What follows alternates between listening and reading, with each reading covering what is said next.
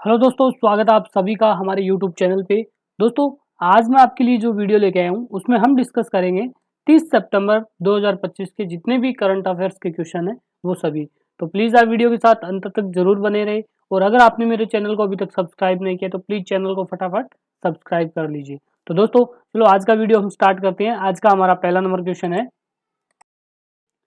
भारतीय reserve bank ने किससे अपना नया उप गवर्नर नियुक्त किया है? तो भारतीय रिजर्व बैंक ने अपना नया उप गवर्नर नियुक्त किया है सतीश चंद्र मूर को। तो ऑप्शन नंबर एक यहाँ पे राइट होगा, सतीश चंद्र मूर। हाल ही में सरकार ने सतीश चंद्र मूर को आरबीआई का नया उप गवर्नर नियुक्त किया है और उनकी नियुक्ति है वो 9 अक्टूबर 2025 को अगले 3 साल के लिए रहेगी।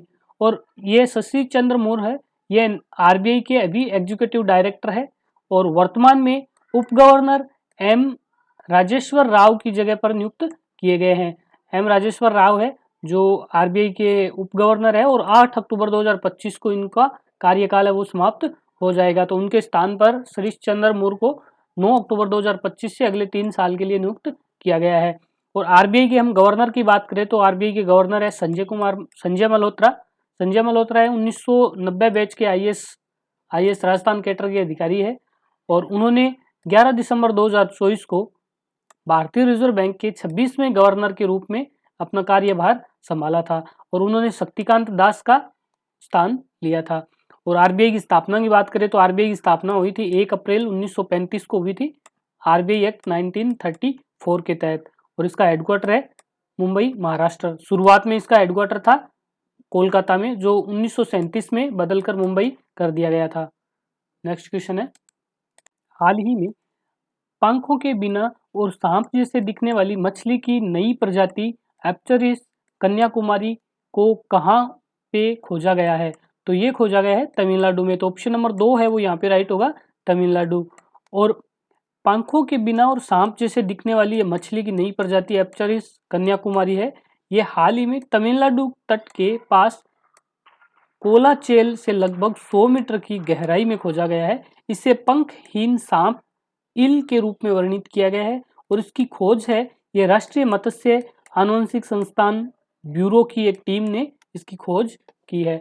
और तमिलनाडु की हम बात करें तो तमिलनाडु के चीफ मिनिस्टर है एम के स्टालिन और गवर्नर है R N Ravi.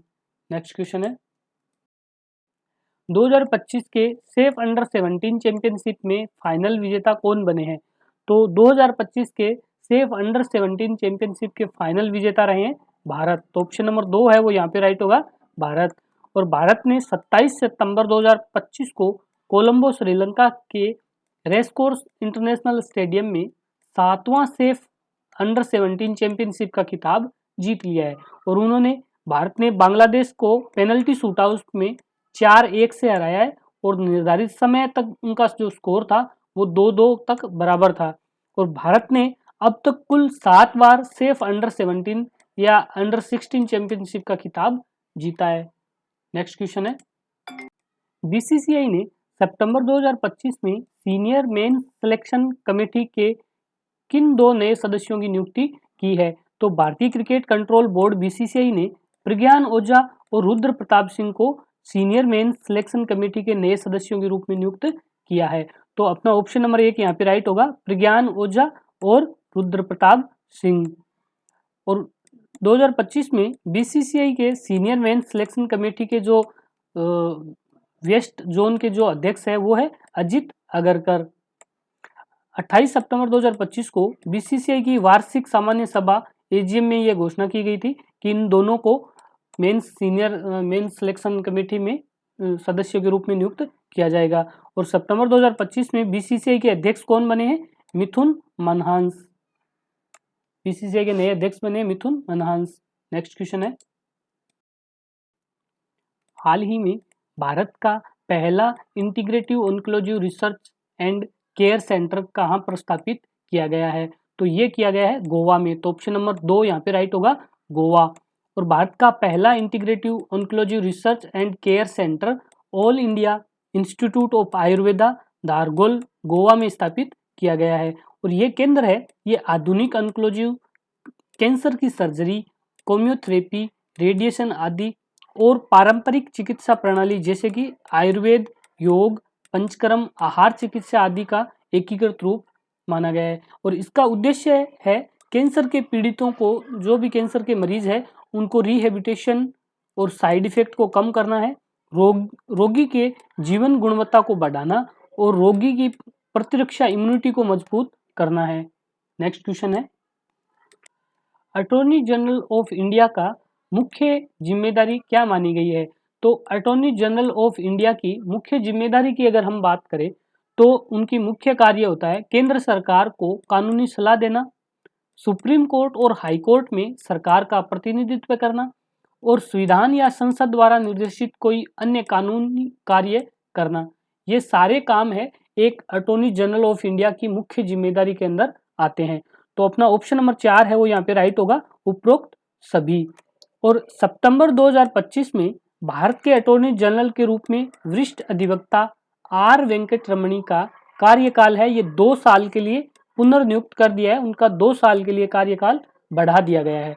Are Venkat रमणी का नया कार्यकाल है ये 1 अक्टूबर 2025 से प्रभावी होगा, जो 30 सितंबर 2027 तक चलेगा।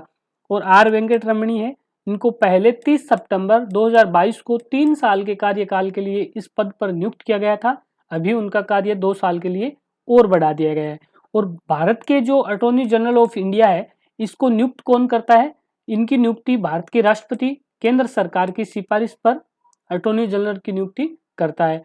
और भारत के अटॉर्नी जनरल का संवैधानिक आधार भारतीय संविधान का अनुच्छेद 76 में बताया गया है।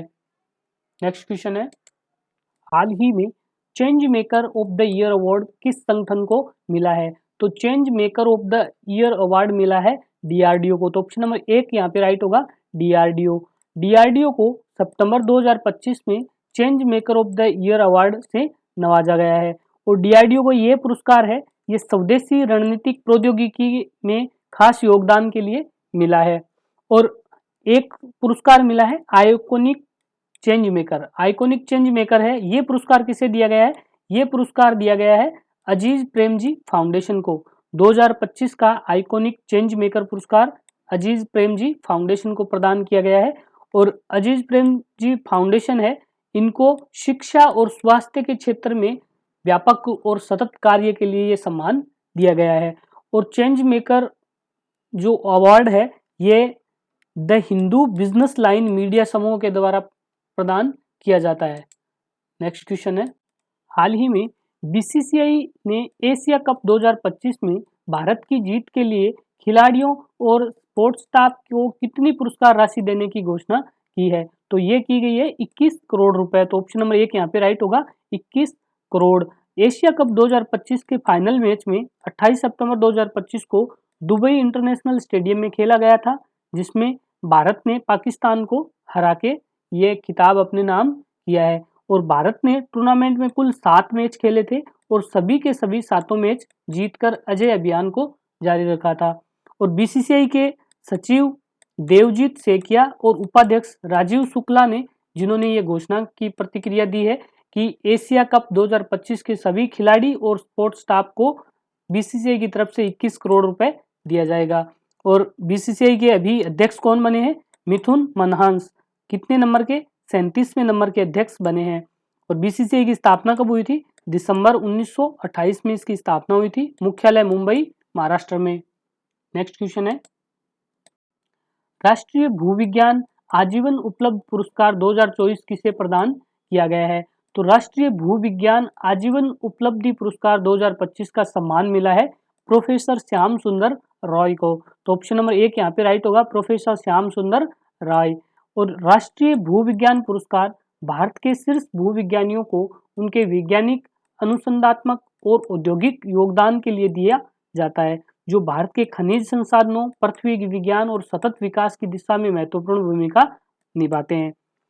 प्रोफेसर श्याम सुंदर राय है, इनको राष्ट्रीय भूविज्ञान आजीवन उपलब्धि पुरस्कार 2024 से नवाजा गया है। प्रोफेसर श्याम सुंदर राय INSA में वरिष्ठ अधिकारी और IISER पुणे में अतिथि प्रोफेसर है। और ये राय का मुख्य योगदान ठोस पृथ्वी विज्ञान और भूकंपीय अध्ययन, विशेष रूप से हिमालय और लद्दाख जैसे प्रायद्वीपीय भारत में इनका योगदान के लिए ये सम्मान दिया गया है। नेक्स्ट क्वेश्चन है, विश्व अनुवाद दिवस इंटरनेशनल ट्रांसलेशन डे कब मनाया जाता है? तो विश्व अनुवाद दिवस हर साल मनाया जाता है 30 सितंबर को। तो ऑप्शन नंबर 3 यहाँ पे राइट होगा, 30 सितंबर। और दुनिया भर में अनुवादकों और भाषाविदों के योगदान को सम्मानित करना, जो वैश्विक संवाद और संस्कृति के आदान प्रदान में अहम भूमिका निभाते हैं। इसके लिए यह दिवस हर साल 30 सितंबर को मनाया जाता है और इसकी शुरुआत 2017 में संयुक्त राष्ट्र महासभा द्वारा आधिकारिक रूप से घोषित करके की गई थी।